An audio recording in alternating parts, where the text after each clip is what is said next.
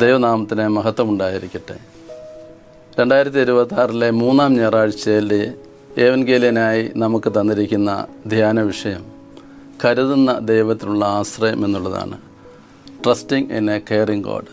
അതിനാധാരമായി നിശ്ചയിച്ചിരിക്കുന്ന വേദഭാഗം വിശുദ്ധ മത്തായി എഴുതിയ സുവിശേഷം 6-ാം അധ്യായം 19 മുതൽ 34 വരെയുള്ള വാക്യങ്ങളാണ്. Gospel according to Saint Matthew chapter 6:19 onwards. അതിലെ 2 വാക്യങ്ങൾ വായിച്ചുകൊള്ളട്ടെ, 25-ഉം 26. അതുകൊണ്ട് ഞാൻ നിങ്ങളോട് പറയുന്നത്, എന്ത് തിന്നും എന്ത് കുടിക്കും എന്ന് നിങ്ങളുടെ ജീവനായിക്കൊണ്ടും എന്ത് ഉടുക്കും എന്ന് ശരീരത്തിനായിക്കൊണ്ടും വിചാരപ്പെടരുത്. ആഹാരത്തേക്കാൾ ജീവനും ഉടുപ്പിനേക്കാൾ ശരീരവും വലുതല്ലയോ? ആകാശത്തിലെ പറവുകളെ നോക്കുവിൻ, അവ വിതയ്ക്കുന്നില്ല, കൊയ്യുന്നില്ല, കളപ്പുരയിൽ കൂട്ടിവെക്കുന്നതുമില്ല. എങ്കിലും സ്വർഗസ്ഥനായ നിങ്ങളുടെ പിതാവ് അവയെ പുലർത്തുന്നു. അവയേക്കാൾ നിങ്ങൾ ഏറ്റവും വിശേഷത ഉള്ളവരല്ലേ? കർത്താവ് തൻ്റെ ഗിരിപ്രഭാഷണത്തിൽ നിന്ന് ഈ ശ്രോതാക്കളോട് പറയുന്ന കാര്യങ്ങൾ, നിങ്ങൾ എവിടെയാണ് നിങ്ങളുടെ നിക്ഷേപം സൂക്ഷിച്ചു വെക്കേണ്ടത്? നിങ്ങൾ എങ്ങനെയാണ് വറി ഫ്രീ ആയി അല്ലെങ്കിൽ ആകുല ചിത്തതയില്ലാത്തവരായി ജീവിപ്പാനായിട്ട് നിങ്ങൾക്ക് എങ്ങനെ സാധിക്കും തുടങ്ങിയ കാര്യങ്ങൾ ഈ ഭാഗത്ത് പ്രസ്താവിക്കുകയാണ്. ഇതിൽ നിന്ന് 2 ചിന്തകൾ പങ്കുവെക്കാനായിട്ട് ഞാൻ ആഗ്രഹിക്കുന്നു. ഒന്ന്, മനുഷ്യ മനസ്സിനെ ഉലയ്ക്കുന്ന ആകുല ചിന്തയിൽ നിന്നുള്ള മോചനം, ഫ്രീ ഫ്രം ഡിസ്ട്രാക്റ്റിംഗ് ആൻസൈറ്റി. ആധുനിക കാലഘട്ടത്തിൻ്റെ തിരക്കുകളും സമ്മർദ്ദങ്ങളും ഭാവിയെക്കുറിച്ച് വേവലാതിയോടെ ഓർക്കുവാൻ ഇന്ന് ആളുകളെ പ്രേരിപ്പിക്കുന്നു. മാതാപിതാക്കൾക്ക് തങ്ങളുടെ മുന്നിലുള്ള വർഷങ്ങളെക്കുറിച്ച് മാത്രമല്ല ടെൻഷൻ, കുഞ്ഞുങ്ങളുടെ ഭാവിയെക്കുറിച്ചും അവർ തലവേദനയുടെ ഗുളികകൾ കഴിക്കുന്നു. നമ്മൾ കൗൺസിലിങ്ങിലും അതുപോലെ മനഃശാസ്ത്രങ്ങളിലും ഒക്കെ പറയുന്ന ഒരു കാര്യം, ആൻസൈറ്റി ഡ്രെയിൻസ് ഇന്നർ സ്ട്രെങ്ത് എന്നുള്ളതാണ്. Or otherwise anxiety impairs cognitive behaviour. ഇത് നമ്മളെ അനാവശ്യമായ ആകുലതകൾ നമ്മുടെ സർഗാത്മക കഴിവുകളെ നശിപ്പിക്കുന്നവയാണ്.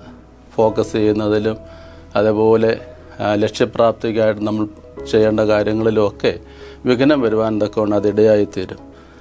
ഇനി നാളെക്കുറിച്ച് ചിന്തിക്കാതിരിക്കാൻ ആർക്കെങ്കിലും കഴിയുമോ? ഒരിക്കലുമില്ല. എന്നാൽ ചിന്തിക്കുന്നതും വിചാരപ്പെടുന്നതും 2ആണ്. നമുക്ക് ഭാവിയെക്കുറിച്ച് നമ്മൾ ചിന്തിച്ച് കരുതി ജീവിക്കേണ്ടത് അത്യാവശ്യമാണ്. ബുദ്ധിയുള്ള കന്യകമാരെക്കുറിച്ച് കർത്താവ് പറയുന്ന ഉപമയിൽ, ബുദ്ധിയുള്ള കന്യകമാർ വളരെ കരുതി, അവർ വിളക്കോടെ എണ്ണയും കരുതിയിരുന്നു. To meet the uncertainties of life, that is most important. എന്നാൽ വിചാരപ്പെടുന്നത് തെറ്റാണ് എന്നാണ് ഈ ഭാഗത്ത് പറയുന്നത്. നമ്മൾ 2 കുരുവി പക്ഷികളുടെ കഥ കേട്ടിട്ടുണ്ടല്ലോ. 2 കുരുവി പക്ഷികൾ മരക്കൊമ്പിലിരുന്ന് മനോഹരമായി പാട്ടുപാടുകയാണ്. താഴെ മനുഷ്യൻ്റെ പരക്കം പാച്ചിലും ഓട്ടവും തത്രപ്പാടും. ആരുടെയും മുഖത്ത് സന്തോഷമോ ആശ്വാസമോ കാണുന്നില്ല. പാട്ട് നിർത്തി കഴിയുമ്പോൾ പെൺകുരുവി ഇണക്കിളിയോട് ഇപ്രകാരം ഒരു ന്യായമായ ചോദ്യം ചോദിക്കുന്നുണ്ട്, നമുക്ക് എത്ര സ്വസ്ഥതയുണ്ട്, മനുഷ്യർക്ക് എന്തായി സ്വസ്ഥതയില്ലാത്തത്? എന്തുകൊണ്ടാണ് അവരിത്ര ആവലാതിപ്പെടുന്നത്? ഒരു നിമിഷം ഗൗരവപൂർവ്വം ആലോചിച്ച ശേഷം ആൺകുരുവിയുടെ ഇപ്രകാരം മറുപടി പറയുന്നുണ്ട്, നമുക്ക് നമ്മുടെ ഭാവിക്ക് വേണ്ടി കരുതുന്ന സ്വർഗീയ ഒരു പിതാവുണ്ട്. ഒരു പക്ഷേ മനുഷ്യർക്ക് അങ്ങനെ ഒരു പിതാവ് ഉണ്ടായിരിക്കുകയില്ല. നമുക്കായി വിചാരപ്പെടുകയും കരുതുകയും ചെയ്യുന്ന സർവശക്തനായ ഒരു ദൈവമുണ്ടെന്നുള്ള വ്യക്തിപരമായ ഉറപ്പാണ് ആകുല ചിന്തകളിൽ നിന്നും ഭാവിയെക്കുറിച്ചുള്ള വേവലാതികളിൽ നിന്നും നമ്മെ വിടുവിക്കുന്നത്. നിങ്ങൾ വിചാരപ്പെടരുത്, worry not.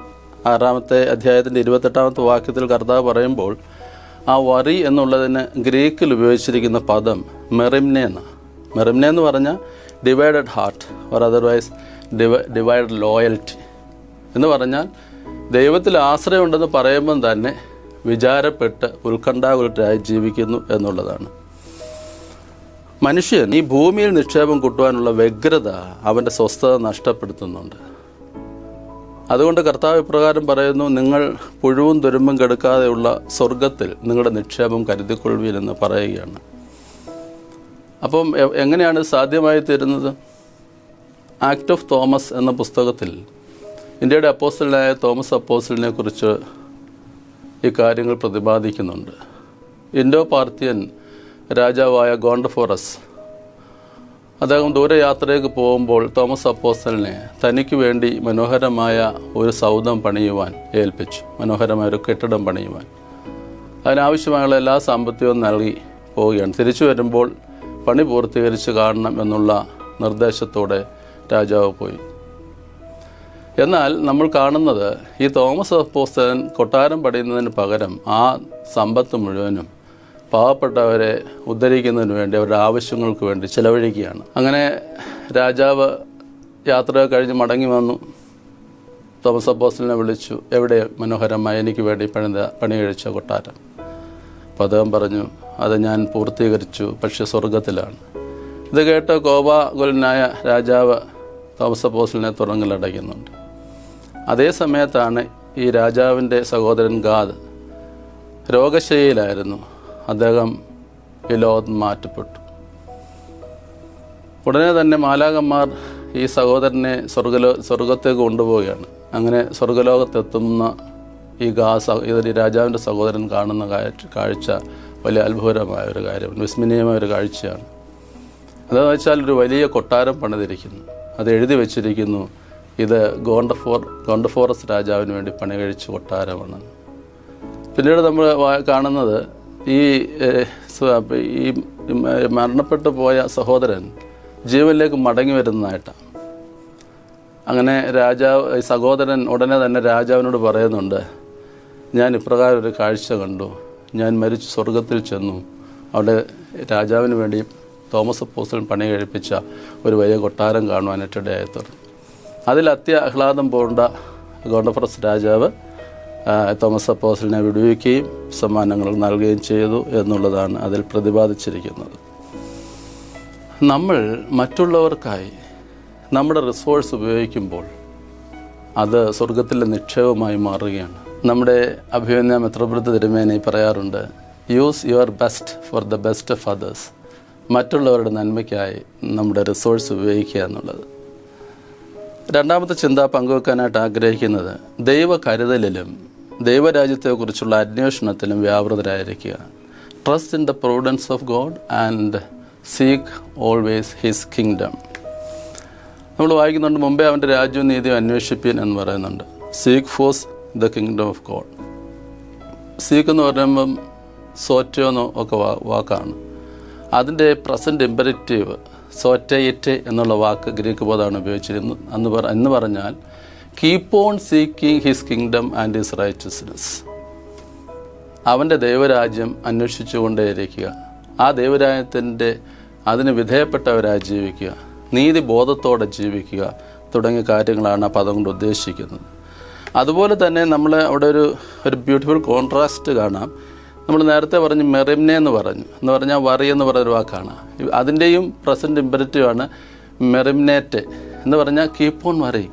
Instead of keep on worrying, keep on seeking his kingdom. അതാണ് അവിടെയുള്ള ഒരു ബ്യൂട്ടിഫുൾ കോൺട്രാസ്റ്റ് നമുക്ക് കാണാൻ സാധിക്കുന്നത്. അതായത് ഉത്കണ്ഠകരായി തീരുക അല്ലെങ്കിൽ ആകുല ചിത്തരായി തീരുക എന്നതിൽ നിന്നും ദൈവരാജ്യ അന്വേഷണത്തിൽ ഏർപ്പെടുക എന്നുള്ളതാണ്. അതാ പറയുന്നത്, നിങ്ങൾ വിചാരപ്പെടുന്നത് കൊണ്ട് നിങ്ങളുടെ നീളത്തിലൊരു മുഴം കൂട്ടുവാൻ ആർക്ക് കഴിയുമെന്ന് ചോദിക്കുകയാണ്. അതിന് പകരം ദൈവത്തിലുള്ള ആശ്രയത്തിൽ അവൻ്റെ ദൈവരാജ്യത്തിന് കീഴ്പ്പെടുക എന്നുള്ളതാണ്. അതായത് നമ്മൾ ആകുലചിത്തരാകുന്നത് കൊണ്ട് നമ്മൾക്ക് യാതൊന്നും ചെയ്യാനായിട്ട് സാധ്യമല്ല, യാതൊരു പ്രയോജനവുമില്ല. മറിച്ച് ദൈവരാജ്യം അന്വേഷിക്കുക എന്ന് പറയുകയാണ്, ദൈവത്തിൻ്റെ കരുതലിൽ ആശ്രയിക്കുക. ഇവിടെ നമുക്കറിയാം, നമ്മൾ സ്ലീഹാഭാഗം വായിച്ചപ്പോൾ അതിൻ്റെ ഫിലിപ്പിയർ 4:6 വാക്യമാണ് നമ്മൾ സ്ലീഹയായിട്ട് തന്നിരിക്കുന്നത്. അതിൽ പൗലോസ് അപ്പോസ്തലൻ പ്രകാരം പറയുന്നു, ഒന്നിനെക്കുറിച്ചും വിചാരപ്പെടരുത്, എല്ലാറ്റിലും പ്രാർത്ഥനയാലും അപേക്ഷയാലും നിങ്ങളുടെ ആവശ്യങ്ങൾ സ്തോത്രത്തോടുകൂടെ ദൈവത്തെ അറിയിക്കുക അത്രേ വേണ്ടത്. അപ്പോൾ ആ ദൈവത്തോട് വിചാരപ്പെടുന്നതിന് പകരം നമ്മുടെ ആവശ്യങ്ങളെ സ്തോത്രത്തോടെ ദൈവത്തിൽ ആശ്രയിക്കുക. അതിന് നമുക്കൊരു ദൈവാശ്രയ ബോധം, ഒരു ഇൻറ്റിമേറ്റ് റിലേഷൻഷിപ്പ് ദൈവത്തോടൊപ്പം വേണം, ഒരു ഇൻറ്റിമസി സ്ഥാപിച്ചെടുക്കണം. അങ്ങനെ ആകുമ്പോൾ നമുക്ക് ആ കർത്താവിൽ ആശ്രയിക്കുമ്പോൾ ദൈവം നമ്മെ കരുതുന്നതായിട്ട് നമ്മൾ മനസ്സിലാക്കാൻ സാധിക്കും. എൻ്റെ ഒരു വ്യക്തിപരമായ സാക്ഷ്യം കൂടെ പറഞ്ഞ് ധ്യാനത്തിന് വിരാമമിടാമെന്ന് ആഗ്രഹിക്കുകയാണ്. ഞങ്ങൾ ഗുജറാത്തിൽ ശുശ്രൂഷ ചെയ്യുന്ന സമയത്താണ്. അവിടെ ഒരു ഭവനവാഴ്വിന് പോകുന്നു. ഒരു ദിവസം വൈകിട്ട് 6 മണിക്ക്. അവിടെ എല്ലാവരും ജോലിയൊക്കെ ചെയ്യുന്നവരായതുകൊണ്ട് ശുശ്രൂഷകളെല്ലാം വൈകിട്ടാണ് സാധാരണ നടക്കുന്നത്. അങ്ങനെ ഞങ്ങൾ ഭവനവാഴ്വിൻ്റെ ശുശ്രൂഷയ്ക്കായിട്ട് പോയി. ഒരു ചെറിയ ചാറ്റമഴ ഉണ്ടായിരുന്നു. ശുശ്രൂഷ പുരോഗമിച്ചിരിക്കുമ്പോൾ തന്നെ മഴ ശക്തിപ്പെടുന്നതായിട്ട് തോന്നിയിട്ടുണ്ട്. എന്നാൽ ആ ഫ്ലാറ്റിനുള്ളിലായതുകൊണ്ടൊന്നും അറിഞ്ഞില്ല. ശുശ്രൂഷ കഴിഞ്ഞ് പിന്നീട് ഭക്ഷണത്തിനായിട്ട് അത് വേറൊരു ഫ്ലാറ്റിൽ അറേഞ്ച് ചെയ്ത് അതിനായിട്ട് ഇറങ്ങുന്ന സമയത്ത് കണ്ട കാഴ്ച ഞെട്ടിപ്പിക്കുന്നതായിരുന്നു. അതായത് ഒരു ക്ലൗഡ് ബസ്റ്റ് ഉണ്ടായി, മേഘവിസ്ഫോടനം ഉണ്ടായിട്ട് ഭയങ്കരമായ മഴയും വെള്ളപ്പൊക്കവും. വെള്ളത്തിൻ്റെ നിരപ്പ് ഉയർന്ന് നമ്മൾ പാർക്ക് ചെയ്തിരിക്കുന്ന പാർക്കിംഗ് ലോട്ടിലെ കാറുകളൊക്കെ ഇങ്ങനെ ഒഴുകി നടക്കാനായിട്ട് തുടങ്ങുന്നു. നമ്മുടെയും കാറിൻ്റെ എൻജിൻ വരെയുള്ള ഭാഗത്ത് ആ ലെവലിൽ വെള്ളം ഉയർന്നു. ആകപ്പാടെ പരിഭ്രാന്തരായി. ഇനി വന്നവർക്ക് തിരിച്ചു പോകാനും പ്രയാസം, കുറച്ച് പേർക്ക് വരാനും സാധിച്ചില്ല. എന്നെ സംബന്ധിച്ചുള്ള ഒരു പ്രശ്നം എന്താണെന്ന് ചോദിച്ചാൽ, പിറ്റേ ദിവസം മോന് തിരുവനന്തപുരം മെഡിക്കൽ കോളേജിൽ അഡ്മിഷൻ എടുക്കണം. അപ്പോൾ അതിന് പിറ്റേ ദിവസത്തേക്കുള്ള ഫ്ലൈറ്റൊക്കെ നമ്മൾ ടിക്കറ്റ് എടുത്ത് വെച്ചിരുന്നു. എന്നാൽ രാത്രി നിന്ന് ബോംബെയിൽ എത്തപ്പെടണം. റോഡ് മാർഗമോ റെയിൽ മാർഗം. റോഡ് മാർഗം പോകാമെന്ന് വിചാരിച്ചു. വണ്ടി ബുക്ക് ചെയ്യാൻ തീരുമാനിച്ചപ്പോൾ അറിയുന്നു റോഡുകളെല്ലാം ബ്ലോക്കാണ്. ഈ ഡ്രെയിനേജ് എല്ലാം വെള്ളം കൊണ്ട് നിറഞ്ഞ് റോഡ് ഏതാ ഡ്രെയിനേജ് എന്ന് അറിയാത്ത രീതിയിൽ ഞങ്ങൾ ഈ വെള്ളം ഇറങ്ങി. അപ്പോൾ മനസ്സിലാകും വലിയൊരു ചിന്തയും ഭാരവും വന്നു. അവിടെ ഇരുന്ന് പ്രാർത്ഥിക്കുകയാണ്, ഈ മഴയൊന്ന് തോർന്നിട്ട് വേണം, തോർന്നെങ്കിൽ മാത്രമേ വെള്ളം ഇറങ്ങിപ്പോവുകയുള്ളൂ. അത് തന്നെ 2 മണിക്കൂർ എടുക്കും. അങ്ങനെ 1 മണിയായി രാത്രി. പിന്നെ വെള്ളം അല്പം ഒന്ന് തോന്നു, മഴ തോർന്ന് വെള്ളം ഇറങ്ങാൻ തുടങ്ങി. ടയറിൻ്റെ വീൽ ലെവലിൽ എന്ന് പെട്ടെന്നും പറഞ്ഞ് ഡ്രൈവ് ചെയ്ത് പഴശ്ശിനേജിൽ വന്നു. ഞാൻ പറഞ്ഞു, നമുക്ക് കിട്ടുന്ന ട്രെയിനിൽ നമുക്ക് കയറിപ്പോകാം. ദൈവം അപ്രകാരം ഒരു ചിന്ത മനസ്സിൽ തന്നു. അങ്ങനെ ഞങ്ങൾ റെയിൽവേ സ്റ്റേഷനിൽ നിന്നപ്പോൾ ട്രെയിനുകളും എല്ലാം വൈകിയാണ്, പലതും ക്യാൻസലായി. എന്നാൽ ഒരു ട്രെയിൻ വന്നു. ഞങ്ങളതിൽ കയറി എയർപോർട്ടിൽ വന്നപ്പോൾ സെക്കൻഡ് ട്രിപ്പ് മഴ. അവിടെ വന്നപ്പോഴത്തേക്കും ഫ്ലൈറ്റെല്ലാം ക്യാൻസലായി. എന്നാൽ ഞാനിങ്ങനെ നോക്കുക, നമ്മുടെ ഫ്ലൈറ്റ് എന്തെങ്കിലും ക്യാൻസലാകുന്നു നോക്കിയപ്പോൾ ഡിലേഡ് എന്നാണ്. ഒരാശ്വാസം, ദൈവമേ ക്യാൻസലായല്ലോ, ഡിലേ ആയാലും വരുമല്ലോ. അങ്ങനെ ഫ്ലൈറ്റ് വന്നു, ഞങ്ങൾ ലക്ഷ്യസ്ഥാനത്ത് എത്തിച്ചേർന്നു. ഇന്നും അത് ഓർക്കുമ്പോൾ 10 വർഷം കഴിയുന്നു. ദൈവത്തിൻ്റെ കരുതൽ എത്ര വലുതാണ്. ഇസ്രായേൽ മക്കളെ ചെങ്കടലിലൂടെ ആ ചെങ്കടൽ വിഭാഗിച്ച് അക്കരെ കടത്തിയെന്ന് പറഞ്ഞതുപോലെ ആ ഒരു അനുഭവം ഇതുമായിട്ട് തട്ടിച്ച് നോക്കിയപ്പോൾ ഞാൻ മനസ്സിലായത്. അപ്രകാരം ദൈവത്തിൻ്റെ കരുതൽ അനുഭവിപ്പാനായിട്ട് ഇടയായി തീർന്നു. കരുതുന്ന ദൈവം കൂടെയുള്ളതിനാൽ നാളെയെ ഓർത്തു നീ ഭയപ്പെടേണ്ട. കർത്തൻ തൻ കരമതു കൂടെയുണ്ടല്ലോ, കരതലമതിലവൻ വഹിച്ചിടുമേ. വാക്കു പറഞ്ഞൊരു താതനുണ്ട്, വാഗ്ദത്തം തന്നൊരു കർത്തനുണ്ട്, കൂടെയിരിക്കുന്ന ആത്മാവുണ്ട്, പിന്നെന്തു ഭയമിതു എൻ മനമേ. ദൈവം നമ്മെ അനുഗ്രഹിക്കട്ടെ.